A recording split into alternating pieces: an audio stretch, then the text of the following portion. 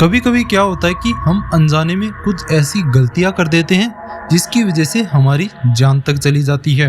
और आज की जो मैं आपको कहानी सुनाने वाला हूँ वह उसका एक परफेक्ट एग्जाम्पल हो सकता है, जिससे आप लोग अंदाजा लगा पाओगे कि एक छोटी सी गलती कैसे आप लोगों की जान भी ले सकती है। नमस्कार दोस्तों, मेरा नाम है रितेश और आज जो मैं आपको कहानी सुनाने वाला हूँ वह मध्य प्रदेश के भोपाल में रहने वाले 3 दोस्तों की कहानी है, जिसमें से एक का नाम सुमेर, से दूसरे का नाम लोकेश और तीसरे का नाम इंद्रजीत होता है। ये क्या होता है कि इन तीनों को एडवेंचर का काफ़ी शौक भी रहता है और सबसे ज़्यादा इनको शौक रहता है जो जंगल सफारी होते हैं, जिनके अंदर गाड़ियों में बिठा के लोगों को जानवर दिखाए जाते हैं उसका, जिसकी वजह से वह आए दिन कहीं ना कहीं जंगल में घूमने के लिए जाते ही हैं। और आप लोगों ने सुना भी होगा कि जो लोग एडवेंचर का काफ़ी शौक रखते हैं वह काफ़ी दमदार होते हैं, उनको किसी भी तरह से लड़ाई झगड़े का जरा भी डर नहीं लगता। और यही आदत इन तीनों दोस्तों के अंदर भी होती है।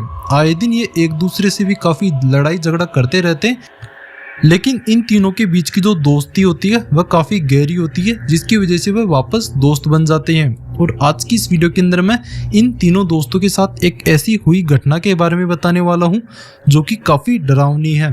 क्या होता है कि ये तीनों दोस्त जबलपुर जा रहे होते हैं एक रात के समय में ट्रेन के रास्ते से, और ये ट्रेन में बैठे रहते हैं। वहाँ पे काफ़ी मस्ती भी करते रहते हैं।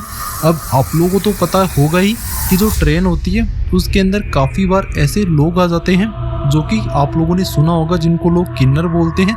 वह काफ़ी ज़ोर ज़ोर से तालियां पीट पीट के लोगों को हाथों से दुआएं देते हैं, उनके सर पे हाथ फेरते हैं और बदले में आपको कुछ पैसे देने होते हैं। और ये जो तीनों दोस्त होते हैं जिस डब्बे में बैठे हुए थे ट्रेन के, उसी डब्बे में एक किन्नर आ जाता है जिसकी एज आप लोग मान सकते हैं कि 18 से 20 साल के आसपास होती है। और जो किन्नर होता है वह इन तीनों को दुआएं देता है और इसके बाद में बोलता है कि चलो भाई साहब पैसे निकालो। इसके बाद में क्या होता है कि ये तीनों दोस्त होते हैं, इनमें से कोई भी उसको 1 रुपया तक नहीं देता। इसके बाद में आप लोगों को तो पता ही है कि वह किन्नर कितने जिद्दी होते हैं, वह पैसे लिए बिना आगे बिल्कुल भी नहीं बढ़ते।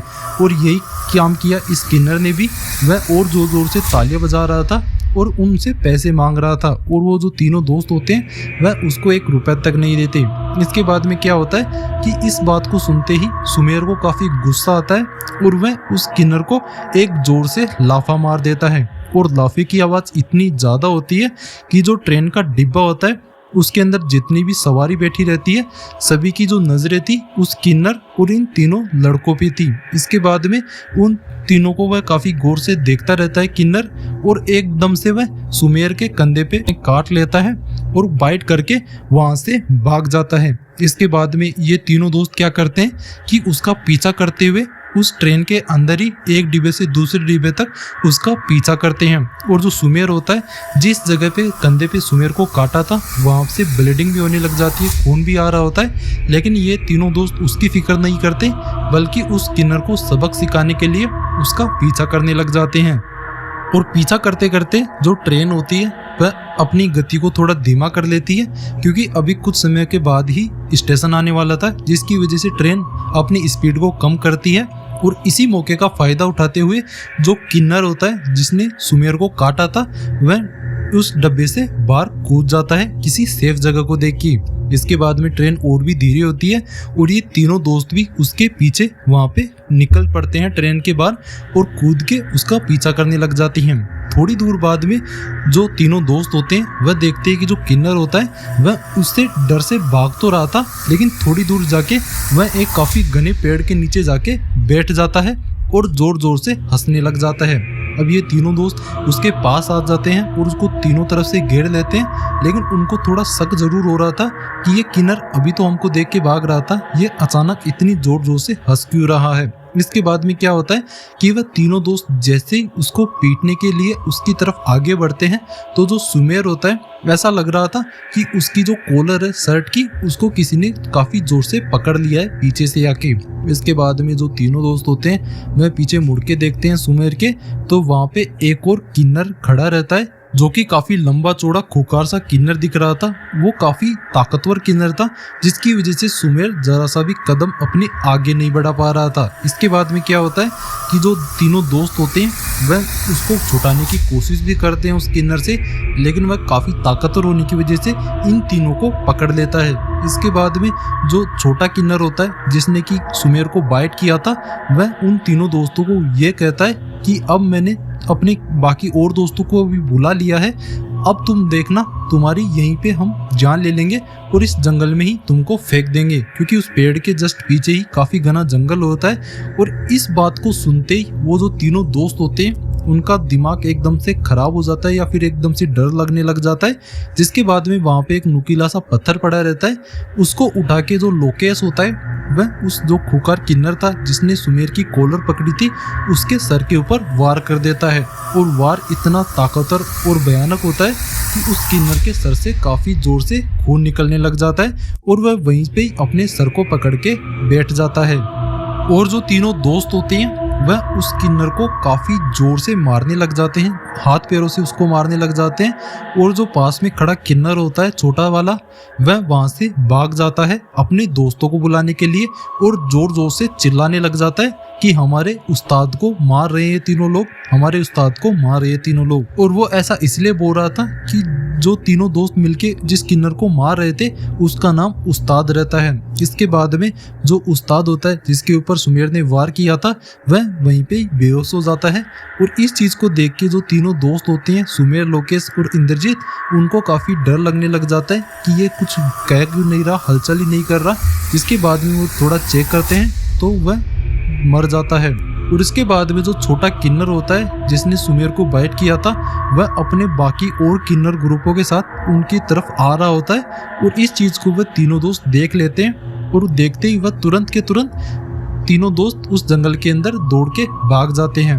और वहाँ पे जो किन्नरों का ग्रुप आता है वो आके देखता है तो उस्ताद की मौत हो चुकी थी। इसके बाद में जो ग्रुप होता है किन्नरों का वह ये डिसाइड करता है कि इन तीनों लोगों को हम इसी जंगल के अंदर मार देंगे। इसके बाद में वह अंदर जाते भी हैं उन तीनों दोस्तों को ढूंढने के लिए, लेकिन काफ़ी घंटे बीत जाते हैं और रात का समय था तो वह तीनों दोस्त उनको नहीं मिल रहे थे। इसके बाद में जो किन्नर का ग्रुप होता है वह वापस आ जाता है और जो अपने उस्ताद की लाश होती है उसको उठा के वहाँ से चल देता है। वहीं पीछे से जो तीनों दोस्त होते हैं जिन्होंने जंगल के अंदर एंट्री मारी है वह तीनों दोस्त जंगल के अंदर जाए जा रहे थे। उनको कुछ भी पता नहीं चल रहा था कि हमको और कितना चलना है। इसके बाद में लोकेश बोलता है कि हमें थोड़ी देर आराम कर लेना चाहिए। इसके बाद में सुमेर अपनी चोट को देखता है, वह चोट काफ़ी गंभीर नहीं थी तो इस वजह से उसकी ब्लीडिंग तब तक रुक चुकी थी। इसके बाद में तीनों दोस्त एक पेड़ के नीचे बैठे रहते हैं। तभी इंद्रजीत को एक पानी के झरने जैसी आवाज़ आती है, जैसे कि वहाँ से कोई नदी बह रही थी। और वह तीनों दोस्त खड़े होके उस नदी के किनारे पे जाते हैं। सबसे पहले तो वह अपने हाथ मुंह को धोते हैं और उसके बाद में वह उस नदी का पानी पीते हैं। इसके बाद में उनको थोड़ी तसल्ली मिलती है। और इसके बाद में जो लोकेश और इंद्रजीत होते हैं वह उस नदी से जस्ट बाहर आ जाते हैं, मतलब थोड़ी दूर आ जाते हैं। और जो सुमेर होता है वह अपनी चोट वाले गांव को पानी से धो रहा होता है। तभी उसको एहसास होता है जैसे कि उसकी कॉलर को फिर से किसी ने पकड़ लिया हो। और जो पकड़ थी वह वैसी की वैसी ही लग रही थी जैसे कि पहले उस किन्नर ने पकड़ी थी। इसके बाद में जैसे ही वह मुड़ के देखता है तो उसको कुछ भी नहीं दिखता, मतलब कि उसको सिर्फ वो एहसास ही हो रहा था। और इस चीज़ को जैसे ही वह महसूस करता है तो वह काफ़ी घबरा जाता है और जो नदी होती है उसके अंदर गिर जाता है। इसके बाद में वहाँ पे लोकेश आता है, वह सुमेर को किनारे के ऊपर लेके आता है और पूछता है कि तुमको क्या हो गया, तुम नदी में कैसे गिर गए। तो जो सुमेर होता है वह सारी बात बताता है कि मुझे ऐसा लगा जैसे कि नहीं कि किसी ने मेरी कॉलर को पकड़ लिया था, जैसे कि उस किन्नर ने पकड़ा था और मुझे नदी में धक्का दे दिया था। इस चीज़ के बारे में जो लोकेश और इंद्रजीत होते हैं वह उसको बोलते हैं कि ये सिर्फ तुम्हारा वहम होगा, क्योंकि अभी अभी तुम्हारे साथ ये चीज़ हुई है तो शायद तुम्हारा ये वहम ही होगा। इसके बाद में वह जंगल से बाहर निकलने की कोशिश करते हैं और जो एक पेड़ होता है जिसके बारे में मैंने बताया था कि ये दोनों आराम करते हैं तीनों की तीनों, वहाँ पे वो वापस जाते हैं। और जो सुरेश और इसके बाद में जो सुमेर, लोकेश, इंद्रजीत होते वह एक रास्ते से चलते जा रहे थे और लोकेश, इंद्रजीत थोड़ी देर बाद चलने के बाद में उनको एहसास होता है कि जो सुमेर है वह उनके साथ नहीं आ रहा है, मतलब कि वह वापस उसी पेड़ के नीचे जाके बैठ गया है। इस चीज़ को देखने के बाद लोकेश और इंद्रजीत को काफ़ी डर लगने लग जाता है कि ये ऐसा क्यों व्यवहार कर रहा है। इसके बाद में वह लोकेश और इंद्रजीत जैसे ही सुमेर को उसके नाम को लेके पुकारते हैं तो वह काफ़ी ज़ोर से चिल्लाता है और बोलता है कि मेरा नाम सुमेर नहीं उस्ताद है। इसके बाद में ये जो चीज़ है, इस चीज़ को सुनते ही जो लोकेश और इंद्रजीत होते हैं वह और भी ज़्यादा घबरा जाते हैं और वह अपने दोस्त सुमेर को काफ़ी पकड़ते हैं और उसको नाम से पुकारते हैं और उसको समझाते हैं कि तुम सुमेर हो। इसके बाद में सुमेर काफ़ी ज़ोर ज़ोर से नाचने लग जाता है, तालियां पीटने लग जाता है जैसे कि वह एक किन्नर हो। इसके बाद में वह अपने नाम को सुमेर न पुकार के उस्ताद लेके पुकार रहा था, तो इस चीज़ से उन दोनों को अंदाज़ा लग जाता है कि शायद इसके अंदर उस किन्नर की आत्मा आ चुकी है जिसको कि हमने अभी मारा था। और जो सुमेर होता है वह काफ़ी ज़ोर ज़ोर से चिल्लाने भी लग जाता है कि अब तुम तीनों की खैर नहीं, मैं तुम तीनों को मार के ही दम लूँगा।